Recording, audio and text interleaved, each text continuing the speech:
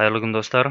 Бүгін біз сіздермен Pascal программа тілінде файлдар және оның ішіндегі текстік файлдармен танысатын боламыз. Әрине қысқаша бірінші теориялық бөлімін оқып шығатын боламыз. Одан кейін нақты есептерге кірісе береміз.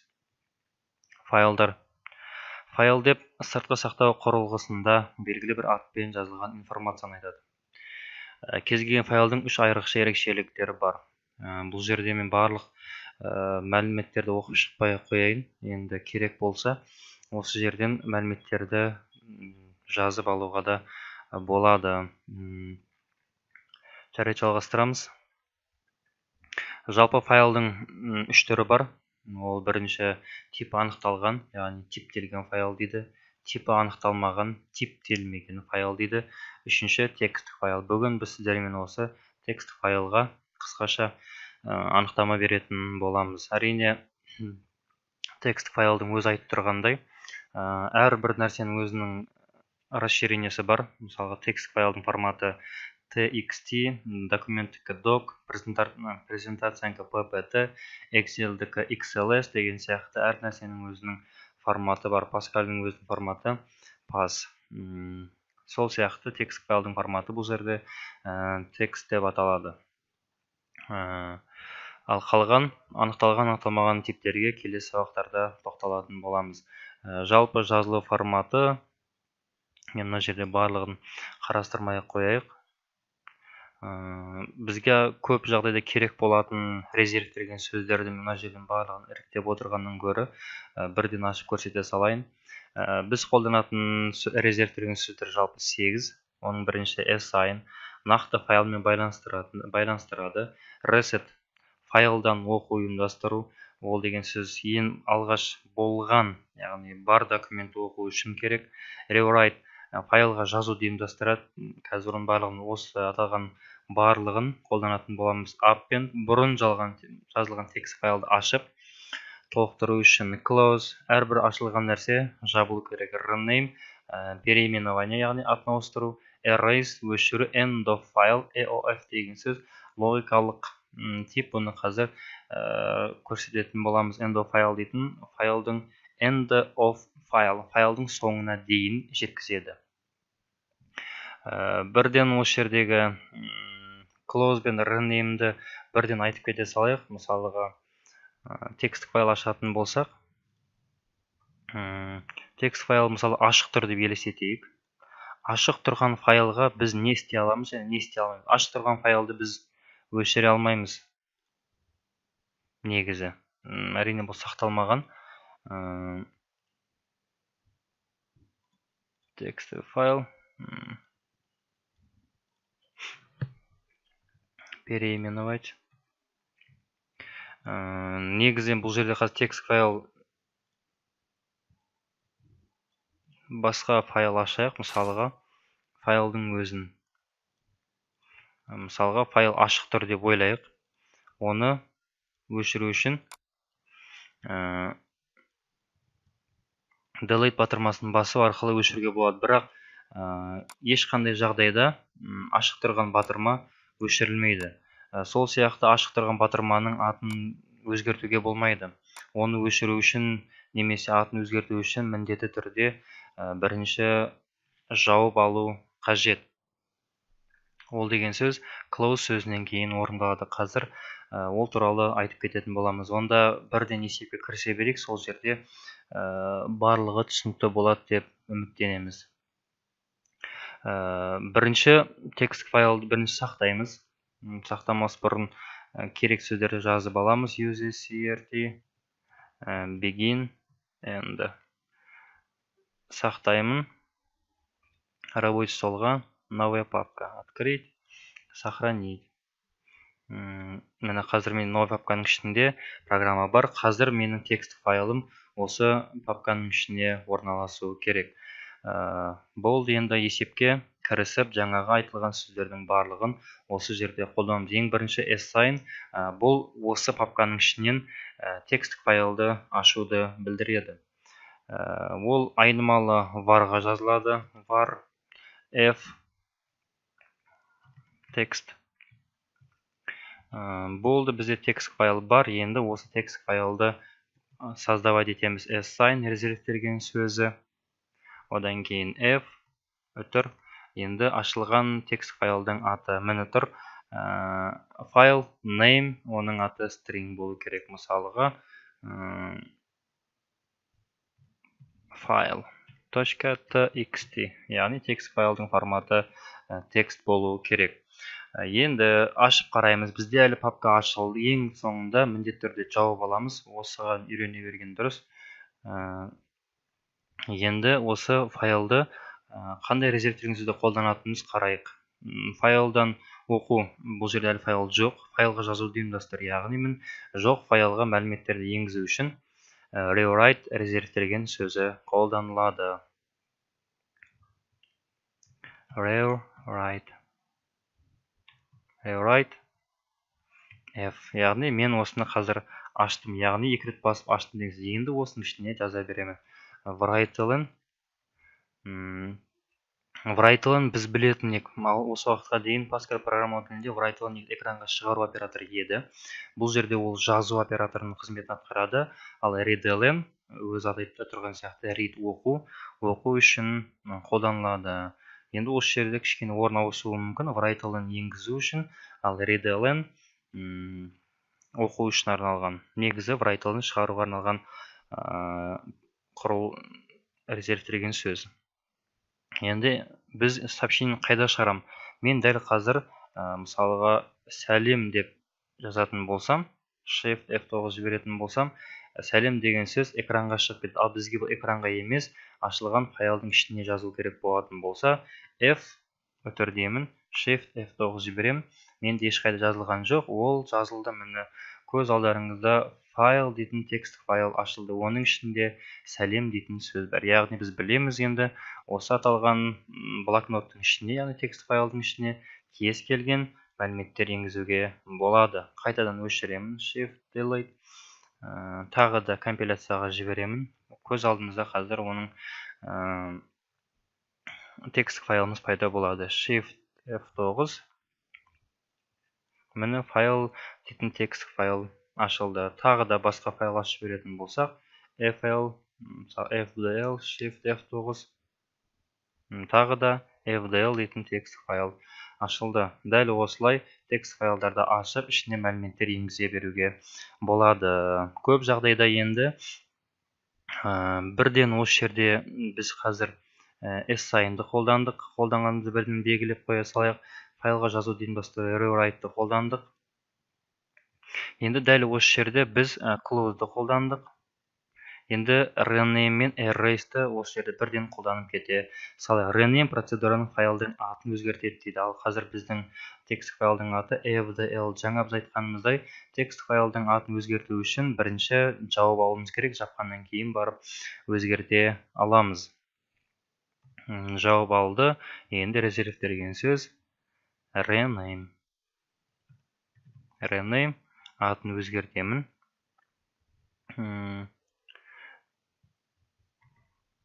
Мысалыға text.txt. Shift F9 алдында F-тір. Міне қазір біздің fdl дейтін текст файлымыз text дейтін файлға ауыстырылды. Файл дейтін бұрынғы еді. Қазір fdl дейтін текст файлымыз text дейтін файлға өзгертілді.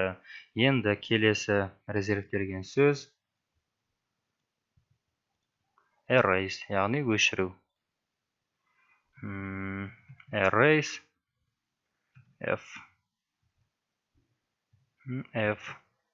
Shift бірден қарап отырайық. Текст қазір бізде өшіп кетуі керек. Shift F9.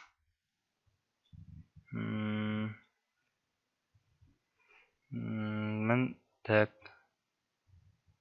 fdl қазір erase Shift F9. Қазір біз fdl-ды құрып алайық. Текст дейтін алдыңғы shift F9 міне. Қазір бізде fdl дейтін текст файл бар. Оның ішінде сәлем деген жазуымен. Енді осыны қайтадан өшіріп көрейік. Erase F shift F9. Алдарыңызда текст файл өшіп кетті. Енді біз дәл қазір erase да қолдандық, rename да қолдандық. Ендігі reset up and end of файлды қолданып болғаннан кейін шағын бір қарапайым мысалдарды қарастырып көретін боламыз. Ал енді дәл қазір менде ешқандай текст файл жоқ. Қайтадан fdl-ді ашамын. Shift F9. Менде қазір fdl дейтін ішіне сәлем дейтін жазу бар. Енді осының ішіне кез келген есептерді де шығаруға болады. Мысалға, көп келетін есептердің бірі циклды осының ішіне жазады. Integer файлдың ішін ашып алғаннан кейін for i 1 to 100 write-len f-тің орнына, сәлемнің орнына, егер дәл осы кететін болса, сәлем деген сөз экранға 10 рет шығады. Shift F9 ашып көреміз. Сәлем дейтін 10 рет шықты. Немесе и тағы да үтір, одан кейін сәлем. Shift F9. Міне 10-ға дейін сәлем дейтін сөздер шығып отыр. Ендігі мәселе, дәл осылай кез келген мәліметтерді осылай енгізіп кете беруге болады. Ал ішінде енгізіліп қойған, мысалыға fdl-ның ішінде сәлем дейтін сөз бар. Мысалыға тағы да біз дополнительный сөз енгіздік делік. Осы аталған сөзді, яғни дайын текст файлды оқу үшін, алдын ала жазылған текстті оқу үшін, оқуды ұйымдастыру үшін reset дейтін резервтелген сөзі қолданылады екен. Reset дейтін rewrite-тың орында қолданылады. Reset текстік файл қолданылады.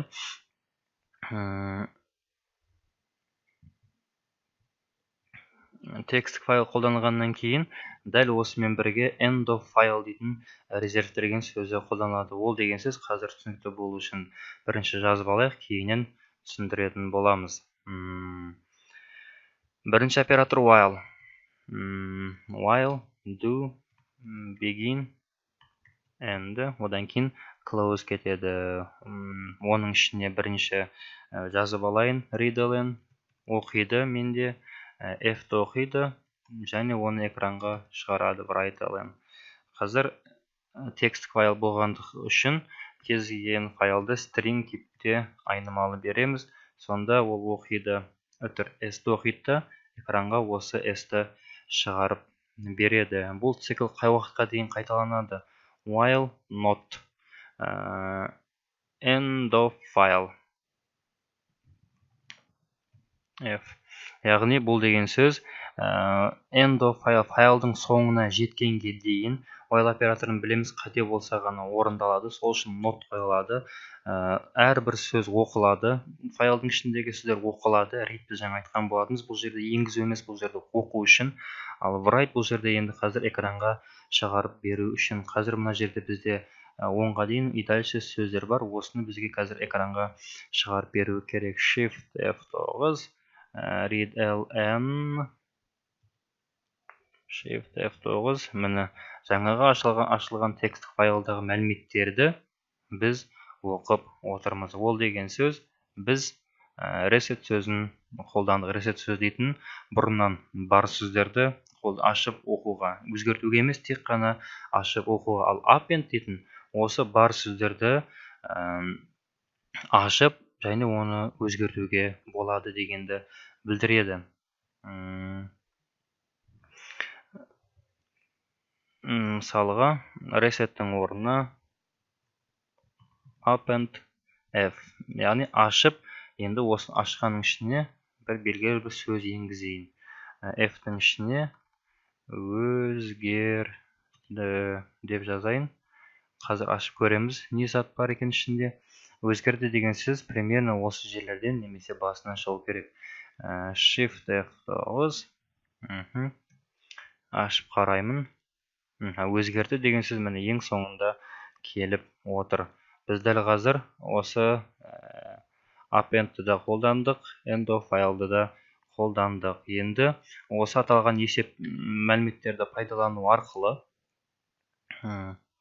тағы да теориялық бөлімін ашып қарайық. Қандай резервтелген сөзді қалдырған екенбіз. Name'ын біз атадық жаңа. Файлды resetті айтып кеттік. Rewrite'ды айттық. Append айттық, close айттық, rename айттық, erase айттық, end of file'ды айттық. Rewrite, resetter айтылған еді. Мына жерде есептер керек болатын болса, видеоны тоқтатып көре беруге болады. Так. Write, end of line, end of file деген сияқты. Осымен біздің Паскальдағы шағын қазақша материалдар бітті. Ал енді қалған материалдарды орысша мәліметтерден алып, видео сабақты келесі жол жалғастыра беретін боламыз. Бұл жерде файл текстік файлдар емес, келесі сабақта біз типтелген немесе типтелмеген файлдарды қарастыратын боламыз. Ал қазір осы аталған резервтелген сөздердің барлығын пайдалану арқылы қарапайым матрицаларды бір-біріне көбейту, яғни А матрицасын Б матрицасына көбейтіп, оның жауабын экранға емес, осы текстік файлға шығаратын программа құрып көрейік. Ол өте оңай. CRT айнымалы F текстік тегіміз бізде. Массивтер А массиві, Б массиві, С массиві. А массивін, Б массивін енгіземіз. С массиві соның екеуінің көбейтіндісін таба саламыз. Array 1-ден 5 өтір, өте көп болып кетейін деп тұр. 1-де 5 of integer. И-тая өтір G-тая integer. Егер алдыңғы сабақтарға аса мән беріп қараған болсаңыздар, И-тая дейтін біріншісіне қатысты, G-тая дейтін оның екіншісіне қатысты. Массивті И-тая мен одномерный массивті И-тая жүреді, двумерный массивті И-тая мен G-тая көп жағдайда бірге жүреді. Begin, assign. Жаба салайын, мен қазір басқа текст файл ашам. Assign F matrica.txt. Жаңа сөзді құру үшін rewrite F write-ln. Бұл енді әзірше біз өзіміздің әрекеттерімізді орындай береміз. А массивін енгіз. Матрицасын, то есть. Или матрица. А матрицасын енгіз. Енгіз үшін for оператор екі рет қолданылады. Біз білеміз, алдыңғы бұрын двумерный массивтен білеміз.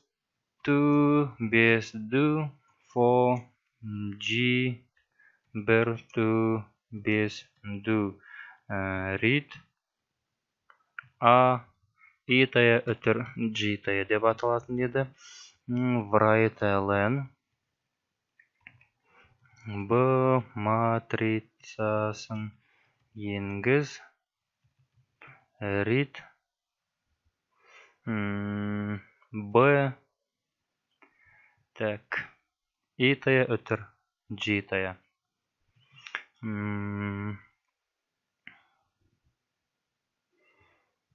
Write-ln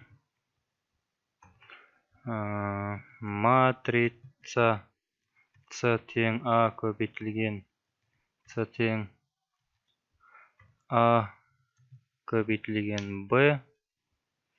Дәл осыны қазір экранға шығатын. Ал енді бізге текст файлың ішіне кіргізуді бастаймыз. F-тің ішіне кіреді. Дәл осы сообщение сояға барсын. Матрица С тең А көбейтілген Б деп жаздық. Енді тағы да for оператор for И, бір, to, без, to, begin, for, G, 1 to 5 do begin. Енді c дегеніміз c итая мен житая тең. Матрицаны а көбейту б деп жаза салуға болады негізі. Ал негізгі формуласы бойынша ол былай жазылады екен. c итая житая плюс а итая үтір житая плюс б итая үтір житая. Жас болғаннан кейін экранға шығарамыз. Write c итая үтір житая және ортадан әрқайсысынан бір пробел кетіп отырады. Бірінші for итая жабылады. Одан кейін ортасына әрбір white'дан кейін бір write'лын жіберіп отырамыз. Write'лен одан кейін осыны f-қа шығарамын. Write'лен f. Енді екінші не жабылды. Мұнада біріншісі, мұнада екінші жабылды. Енді close f файлды жабамын да. Енді shift f9. Енді тексеріп көреміз. 25 матрицаны 5-5-тен 25 енгізіп шығамыз енді. Жоқ енді. Негізі аз береміз ау деймін. 2-ден беріп шығайық. 2. Бәрін енгізіп отырмау үшін. 2. Сонда 4 ашық болады. 2. Болды ау деймін. Shift F9. A матрицасын енгіз дейді. 5, 3, 1. Бұл матрицасы 6, 3. Упс. Do begin. B матрицасы.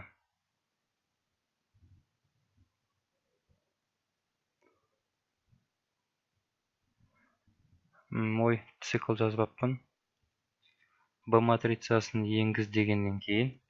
Міне, Shift F9. 5, 3, 2, 1. 4, 5, 6, 3. B матрицасы 9-да 8, 8, 4 дейді. Бұл экранға жай шығып кетті. Ал файлға шығару үшін F үтір, Shift F9. 2, 3, 1, 4, 5, 2, 1, 3. Матрица C тең A көбейтілген B дейді. Жаппай тұрайық. Дәл осы матрицаны ашамыз. Міне экранда 7, 5, 2-де 7 дейтін мән экранға шығып отыр. Бұл енді қаншалықты рас екен білмеймін. Бұл жерде тек қана біз айтылған формула ғана салып отырмыз. Ал негізінде дәл есептің өзгертетін жерінде осы жерде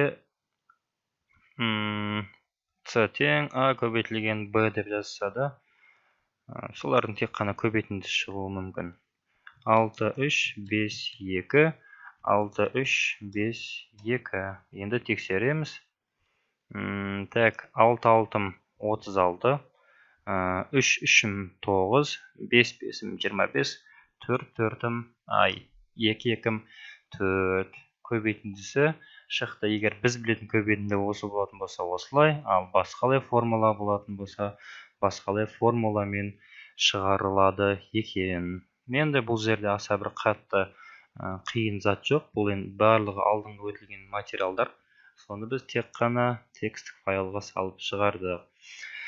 Қысқаша текстік файлдарға видео сабағы осы. Бұл жердегі мәлімет аталғанның барлығын жаттап алу мүмкін емес. Жазып алса, қайталап отырса жеткілікті болар. Келесі сабақта жүздескенше аман сау болыңыздар.